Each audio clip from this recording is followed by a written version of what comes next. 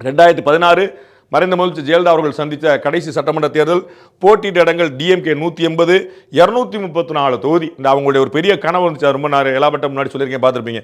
அதிமுக இரட்டையில 234 தொகுதியில் ஹையஸ்டா இதற்கு முன்னாடி எந்த கட்சியும் பண்ணாத அளவுக்கு வந்து பெருசா போட்டாங்க. கூட்டணியில் வந்து நம்பி இருந்தவங்கலாம் கடைசி நேரத்தில் கூட்டணி இல்லைங்கிற முடிவு வந்தாங்க. எதனால நம்ம கூட்டணியிலிருந்து நீக்கப்பட்டோம்னு யாருக்குமே தெரியாம வந்துச்சு. 234 தொகுதி ரெட்டலை போட்டிடுச்சு.